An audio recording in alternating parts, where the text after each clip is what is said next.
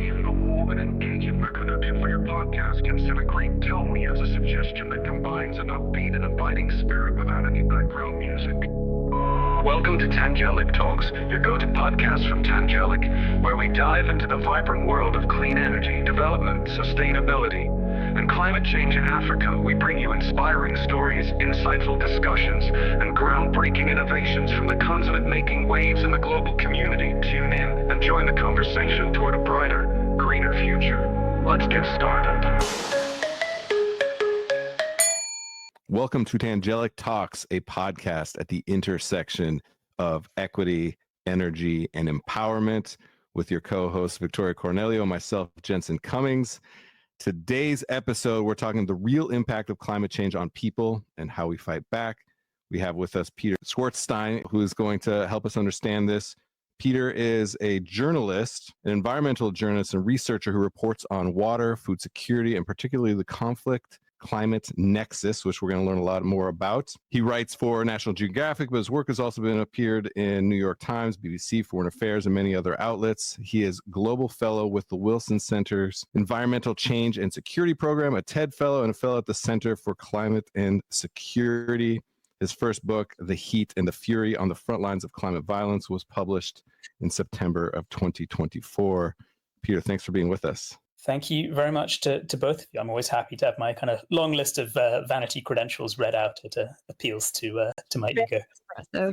Yes, I wanted to make sure we knew where you were coming from and your background. And you introduced me to a new term when it comes to this climate conflict nexus. Can you give us kind of that simplified definition for the audience here? I know we're going to get really into the nitty gritty of all of it, but give us kind of the overarching definition of that term. So the conflict climate nexus, and yeah, I mean, the word nexus has become the kind of the classic buzzword du jour to such a point that it's not even particularly helpful to invoke every now and then. The conflict climate nexus, or more particularly climate security, which is perhaps the way in which it's most sort of commonly referred to, it kind of explores the many different ways in which climate change contributes to violence, conflict, and political instability, large and small. It's sort of, I would argue, perhaps the most kind of in-your-face manifestation of kind of climate impacts, the ways in which it is contributing to high levels of bloodshed rather than, I mean, quote unquote, just the extraordinary blows to sort of human security in ecological, educational, economic, and health terms. When I started reading about it, it was so heavy and so profound that it was really hard for me to wrap my head around it. So I appreciate the simplification because it is all encompassing across the globe, across generations, across socioeconomics. So appreciate that. Victoria, where do you want to go with this first? Start us off with our big first question. I think it'd be lovely to touch on your book, The Heat and the Fury. Very interesting read. I had a quick checkout, and that's going to be my reading for 2025 for sure. And I think something that really struck me from what I was able to look at is how you delve into this intersection of climate and conflict. And I'm just wondering if you can point out, just so we can better understand this nexus that we're talking about, what are some of those striking examples of this nexus that you've encountered? Some things that you can point out and say, here it is, exemplified. Well, thank you, Victoria. I will say I'm never missing an opportunity to relentlessly flog and market this book. So yeah, so I've spent a lot of the past decade, in fact, almost all of the past decade, working across 30-something different countries in about 4 continents. Yeah, looking at the many different ways in which climate change is contributing to violence. But perhaps the one that I've worked on most, and perhaps the example that I most frequently invoke and with which I lead the book, is looking at the many different ways in which ISIS profited from collapsing agricultural conditions to pad its ranks in Iraq and Syria from about 2014 onwards. Now, I'm not for one moment suggesting that ISIS, this extraordinary sort of devastating jihadi group, was a kind of climate and an environment fueled beast alone. What I am arguing is that without the climate impacts and the kind of corresponding collapse in people's livelihoods, that it never would have turned into quite as big and quite as grimly effective a fighting force as it kind of manifested itself. I mean, just a few ways of kind of fleshing that out. I worked in, or conducted interviews in over 100 villages in different parts of both of these countries. And I found, for example, that the more dependent that kind of farming communities focus people were on rainfall and rainfall alone, the significantly more likely they were to yield large numbers of jihadi fighters. The communities that had supplementary sources of irrigation, access to irrigation canals or access to deep bore wells, were able to temper, or at least in part temper, the consequences of intensifying drought, while those that were dependent on these ever less effective, ever less predictable rains just watch their incomes crumble to that extra degree. Yeah, and I think it's important for our audience, and do correct me if I'm wrong, when we talk about climate violence and climate change, it is an exacerbator of violence and conflicts, right? It's not the direct cause necessarily. Because there is a lot of literature that talks about the Arab Spring being the first climate conflict that we've seen in this way. But to my understanding, it is an exacerbation, right? The effect of climate change is adding to this instability and therefore leading to these sort of conflicts that we're seeing. It's certainly, I mean, it's a bit of a yes and a no. It's certainly true that climate change is seemingly never sufficient on its own to contribute to violence, either in this kind of ISIS-like context or kind of less headline grabbing, less sort of globally significant ways.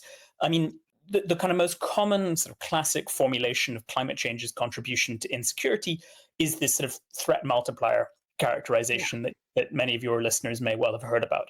And that kind of invokes the idea that climate change is sort of akin to throwing additional gasoline on these kind of already smoldering fires. That can indeed be the case. However, there's just so many different kind of causal mechanisms, so many different pathways.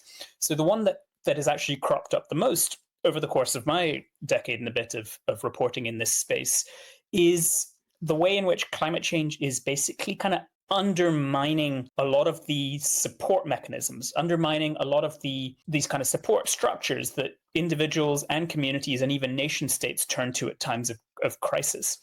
And by that, I mean everything from people using up their financial savings or using up their psychological reserves when drought conditions just replicate themselves, for example, year after year after year. And so in this instance, well, I'm perhaps one of a number of people who attribute to climate change a considerably bigger role in contributing or in fueling violence than perhaps is classically and previously understood. Could I ask a follow-up about the villages that you visited and the people that you spoke to there? Give us a sense of kind of those human moments where you were talking to somebody and recognized the impact that climate change and that insecurity and economies going to zero had on them.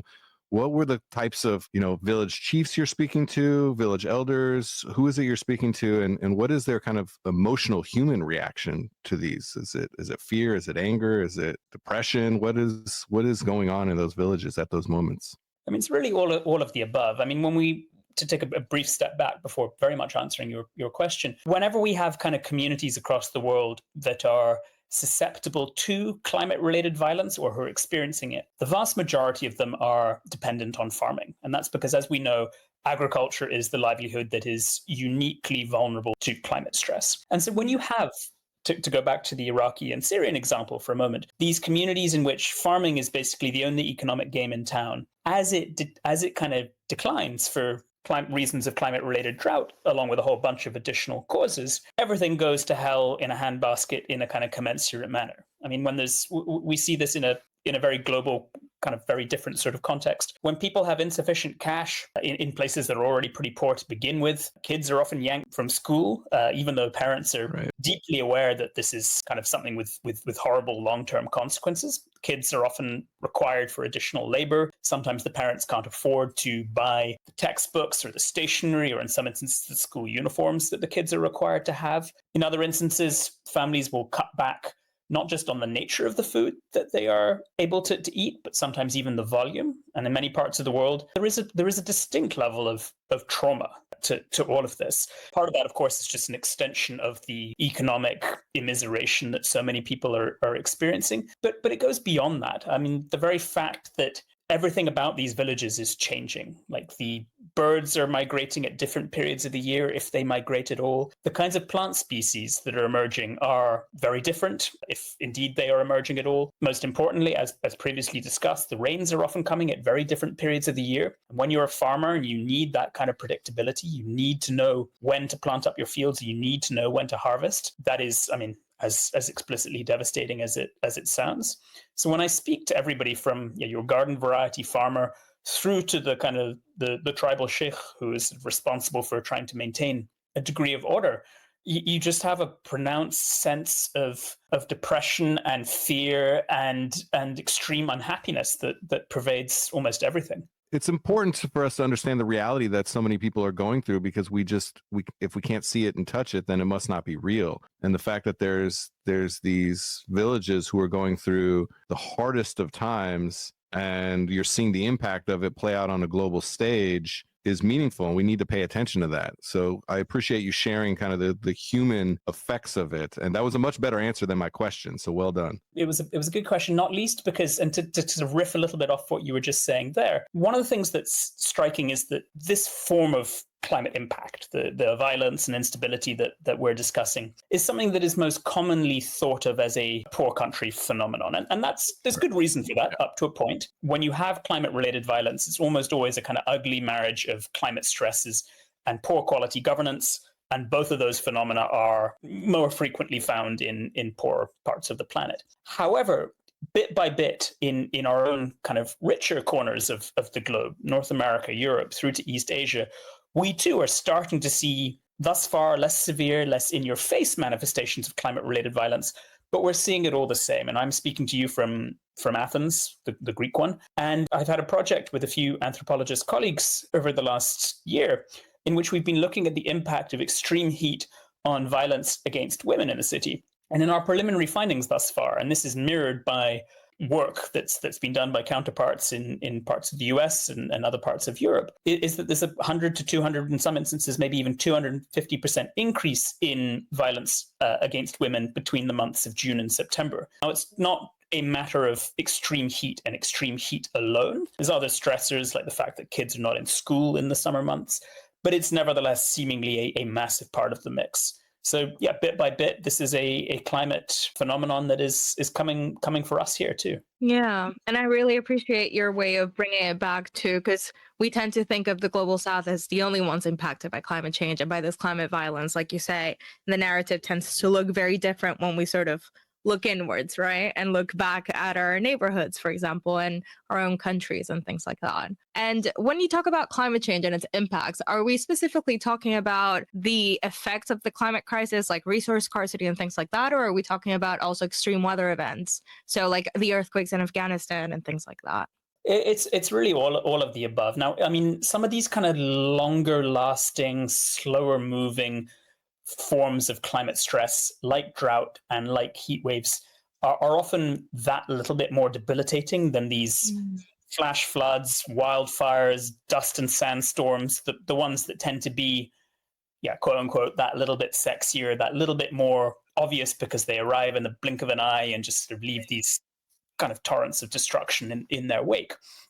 Nevertheless, I mean, it really varies from place to place. I mean, what I would add is that for all this talk of resource scarcity or water scarcity, which is very much an issue in an increasing number of places, even more debilitating than that is the unpredictability that climate change is bringing. And this goes back to what we were discussing about farmer needs and community requirements, which is that up to a point, and again, emphasis on up to a point, you can deal with shortages. You've got contingency plans, but what you cannot plan around is the extreme uncertainty that climate stresses bring. So in a lot of parts of the world, it's not that the amount of rainfall overall is actually shrinking. It's that the rainfall is just coming at such different and such kind of unpredictable periods of the year that it's effectively useless or significantly less useful for those who are kind of most in need. And so that's the element of kind of climate impacts that is sometimes lost, but it's certainly one that in this context of violence and instability is super, super pertinent. Yeah, of course. And then would that suggest that being affected versus being vulnerable are seen as different things? So if you have structure of governance that can cope and manage resources and help people, even though they're affected, they're less vulnerable than, say, a system of governance that can't do that. Yeah, I mean, the quality of management and the quality of governance is absolutely pivotal to all of this. When you have an effective, well-run, kind of non-predatory state, then it is, even in the cases of plenty of poor countries, first of all, capable of distributing at least a degree of aid to communities that are kind of at the coalface of this kind of climate struggle. But more importantly, in many instances, they're just not aggravating or kind of making a situation even worse through their, brutality, through their corruption, through their sort of general incompetence across the board. If you look at kind of the 10 most conflict affected countries in the world, and you also simultaneously look at the 10 or so most climate exposed countries in the world, it's almost a perfect circle. It's almost one and the same. And that is not a coincidence, because many of these countries, these kind of climate battered peoples, are receiving next to no, if any assistance at all, because their governments, if they exist at all, are just not inclined to be much in the way of help. Equally, as we're sort of discussing through the overall rubric of this conversation, climate is in many instances kind of aggravating those conflicts and making them considerably worse, even though it's often, as we've also kind of discussed, seldom the only or even necessarily the main kind of trigger in the first place. So no, I mean, the worse the governance, the significantly more likely chance there is that a climate stress will bleed into the kinds of violence that I've been writing about over the past decade. Yeah. Peter, can I ask you a personal question? Go for it. This is challenging work that you do. And I could tell even earlier when you said, well, we'll find some optimism somewhere in this conversation. What keeps you motivated? What keeps you for over a decade on this type of work? What is it that is driving you? What is the value of the work that you're kind of presenting to the world? A few thoughts. I mean, slightly sort of jocular ones and some that are not. One is, and I really do say this with a degree of seriousness, it's that, I mean, a lot of the time I really am finding myself sort of motivated as much by, a desire for sort of self-preservation as I am by a kind of pursuit of journalistic fascination and a desire to kind of tell these stories. Because, I mean, ultimately, this isn't a case where one can kind of bury your head in the sand like an ostrich. Here in Greece, we're getting absolutely hammered by wildfires and more extreme heat. I was speaking on a kind of online panel at one point last summer, in which I was one of the three out of the 4 speakers on the panel that had been at least temporarily displaced by climate-related stresses. So for me, and of course an ever-increasing number of people in supposedly somewhat insulated countries, this is no longer any kind of sort of purely hypothetical threat. And so that certainly helps keep me going, the sense that I've got to be interested in this. Equally, and this is not a point in my favor per se, but I mean, if you speak to anybody in the journalist, aid, humanitarian, or whatever else sector, you do develop a degree of callousness, is one way of putting it, perhaps, or possibly even becoming somewhat inured to the suffering around you. Now, that's not necessarily good, because even if that's a very natural human reaction, and even if that's the body's way of, I guess, sort of protecting itself from some of these issues, it does risk making you that little bit less human and that little bit less able, perhaps, to kind of articulate the nature of some of these extreme threats that people are up against. But, and then maybe this is the kind of segue into that kind of optimistic component that I kind of dangled a little enticingly in front of you a few minutes ago. The thing that struck me, even while reporting on a lot of absolutely horrible stuff for a very long time, is that it's incredible that there's not more violence than there actually is. If you look at how often circumstances are thrusting people against one another, if you look at just how terrible the quality of governance is in many places, and how much officials are either deliberately or inadvertently thrusting people against one another, you really see the lengths that people will so often go to avoid violence. And so for me, that's always been a very heartening thought. Yes, this is a form of violence that is getting more prolific, but it doesn't exist on anything like the scale yet that one might have imagined if you look at the kind of degrees of poverty and desperation that so many hundreds of millions of people are experiencing on a day-to-day basis. Well, we appreciate your work, Peter. No, it's awesome. And I kind of want to follow up from that. So as a journalist, how do you navigate sort of that challenge of communicating the urgency of climate security issues and the things that are happening without overwhelming the audience and without sort of, activating that panic button within us when we hear, oh, if there's no water, we're all going to go to war? It's a very good question. And it's one that I haven't really worked out an answer to, because we know that doom and gloom is not a propellant to action for most people. And what I sometimes find myself saying in the talks or presentations or whatever else I'm giving is that I work in the most dispiriting corner of climate change. Mm-hmm. And what we're discussing now is not necessarily reflective of the climate discourse at large.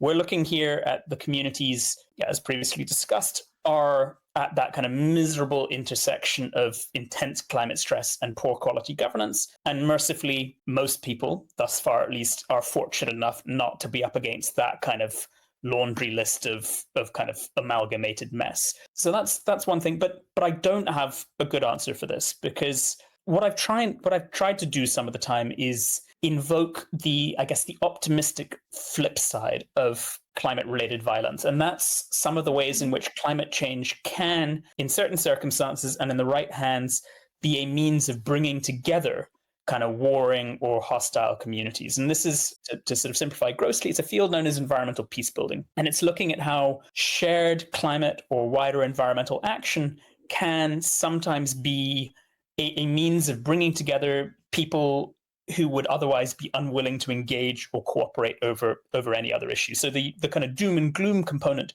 is not only quite unhelpful in some instances, but it's also just not a full description of the complete picture. Yeah, for sure. And I think it's one of those where you'll see societies completely break apart after a natural disaster, or really come together, and the international community comes together, and that break in the glass is a chance to rebuild. It is. And I mean, I do sometimes feel that I kind of invoke and again, speaking from within the context of this specific part of the climate discourse, I do sometimes feel I'm a little bit dishonest, because I sometimes invoke a greater degree of optimism than I think is borne out by the facts. But I regard that dishonesty, if it is indeed dishonesty, as being something that is necessary to ensure that people don't slip back into these, depths of despair. I mean, among younger generations in particular, climate anxiety is an extreme problem. And what's dispiriting about it, of course, is it risks becoming something of a self-fulfilling prophecy, whereby people get so paralyzed by misery that they kind of withdraw from themselves and don't contribute to addressing the problems in ways that so many of these young, talented people are very much capable of doing. Yeah, and it's one of those where the doom and gloom is so paralyzing that you kind of give up on even trying at that point. And I'm wondering, from your experience on the ground and talking to people, how have you seen other people and communities come together and sort of, exemplify that environmental peace building that you're talking about? Have you come across that, and can you share any case studies that you've seen? Certainly, yeah.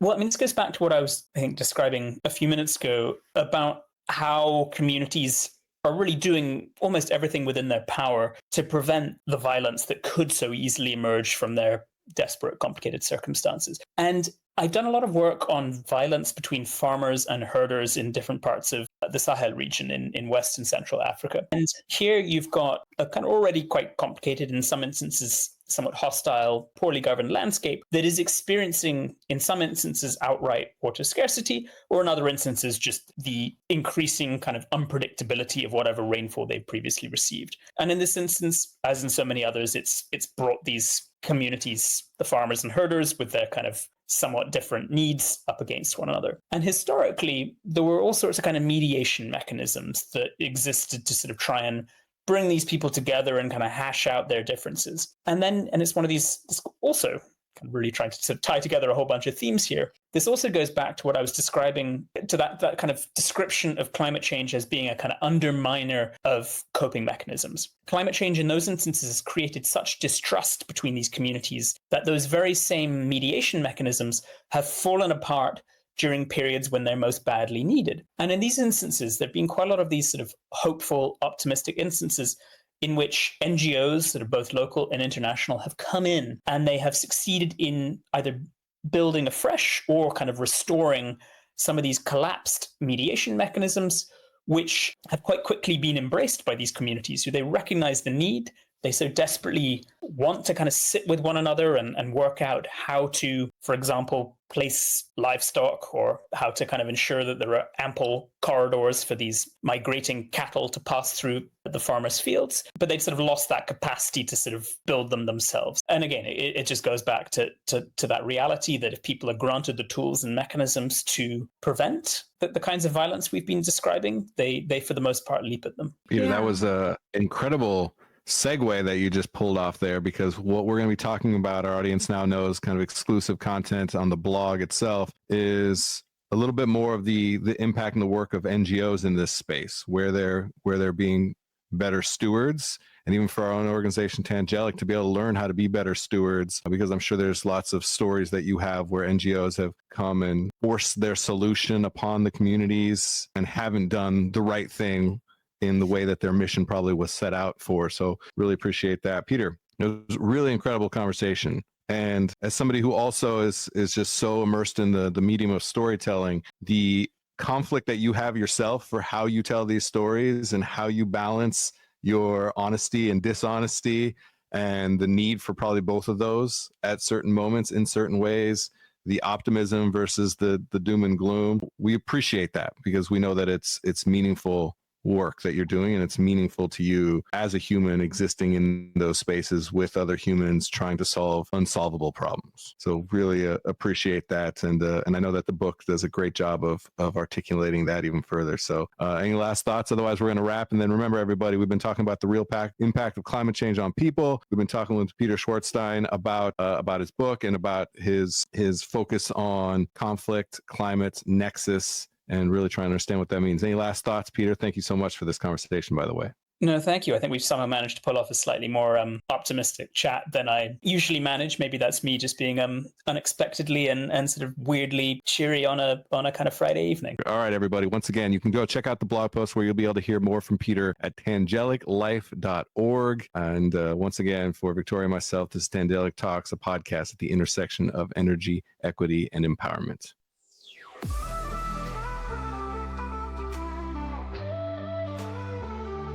Let's talk power, let's talk change, from rural lights to brighter days. Equity rising, voices strong, we're building tomorrow where we all belong. Tangelic Talks, energy, equity, pride, empowering the world, side by side. A spark becomes a fire, a vision that's true. Together we rise, it starts with you.